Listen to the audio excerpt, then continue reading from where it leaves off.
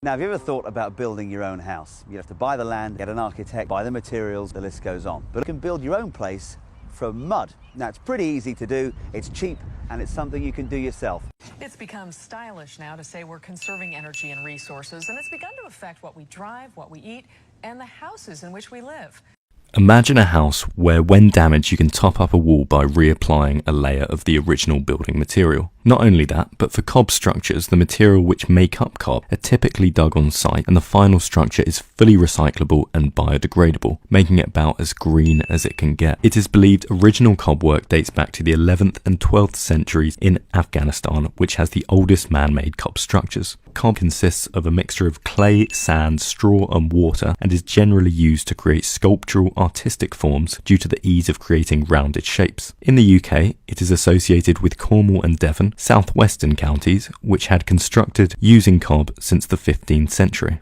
Then the advent of the Industrial Revolution meant bricks and other materials became more readily available, so cob's popularity diminished. However, recently it has started to regain traction in eco-building movements. Another of my videos explores if earthships are the future of green housing. However, earthships use earth rammed into tyres, which has its limitations in colder and more humid climates, hence why it's used in New Mexico's earthship communities. In wetter climates, cob is a better alternative, as shown by the thousands of cob homes in the UK which have stood weathering for over 800 years. Cob walls are a good store of humidity as they effectively absorb moisture from the atmosphere and release it again when the air dries out. On top of that, the rubber in tyres has large amounts of toxicity, and there are worries that the natural deterioration of those tyres used in the construction of earthships could result in that toxicity leaking into the living space. With cob houses, tyres are not usually used within the structures. Similarly to rammed earth, cob has a very low insulation value per thickness, and therefore very thick walls are required to reach the insulation of traditional buildings, hence why the houses in Devon have 3-foot deep walls. Cob can be constructed using the tarp method, which was developed in 1994 by a cobber in North America called Becky B. And this method involves laying dry materials flat onto a tarp where dry materials include sand and clay, and it typically uses a volume ratio of 2:1, 2:2 or 3:1 for sand to clay, but it depends on the characteristics of the sand and clay used. That needs to be experimented with. Dry materials need to then be mixed on the tarp, so that's typically done by two people holding opposite corners and folding the tarp together and then rotating to the next side and repeating the same process. And typically once that's done about 3 to 4 times, the dry materials tend to be mixed thoroughly. Then there needs to be a crater made in the middle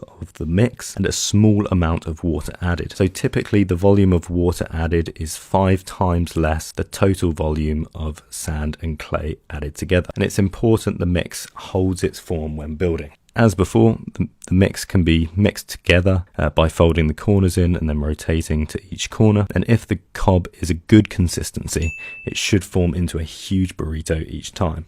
And if dry materials still aren't mixed, then more water should be added. And if too wet, then you can just leave it to dry in the sun. Finally, some straw should be sprinkled across the surface of the cob, and the mixing process should be repeated. So usually a good ratio is a compressed volume of straw, which is 5 times less than the total volume of sand and clay added together. So before building a whole cob house, it's suggested that you try some other projects to get a better idea of how to dig, mix and apply the cob. So what I thought was a really interesting project is what you're seeing here, so a cob wall, and there's many tutorials and things like that you can either find online or also through books. So there are also some potential drawbacks to using cob. So those include a very slow construction process, as cob walls should be left to dry for approximately 1 week, weather dependent, after 2 to 3 feet of vertical construction before new layers are applied. And when this happens, the walls will shrink slightly as they lose some of the water content. Secondly, after construction is complete, you'll also need to wait for the walls to completely dry out, as otherwise moisture levels in the house will be dangerously high,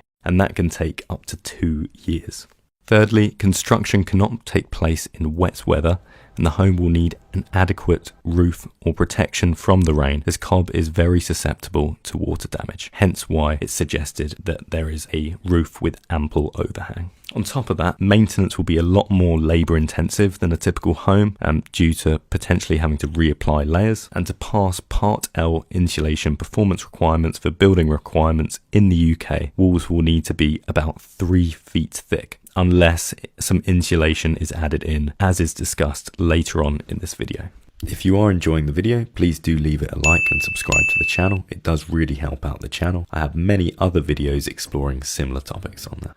So the cost of a standard cob house ranges quite a bit dependent on the availability of materials at the site, but it can range from £50 to about £2,000 per square metre, when the biggest factor affecting that is also the cost of labour. So taking the average, we can say it's about £1,025 per square metre, whereas the average UK house costs £2,375 per square metre. So both these costs exclude the cost of planning permission, which could be harder to attain at the moment for cob houses, as they are far less common. So Google Trends clearly shows that cob houses are being adopted more frequently now, and that search results are far more abundant, and there's a clear trend going upwards. But if ways can be found to reduce the required wall thickness to meet Part L building regulation, commercial applications will be more feasible. Whilst the thermal properties of cob can be improved by incorporating more straw into the mix, this does weaken the mix and reduces the cohesion. The University of Plymouth has been working on the thickness problem by reducing the wall thickness to 0.6 metres, 0.3 metres of which is cob and 0.3 metres is insulation, where that 0.3 metres of insulation contains a high percentage of hemp shiv, which is effectively the chopped up woody part of the plant, which is very sustainable as it can grow quickly on poor soils.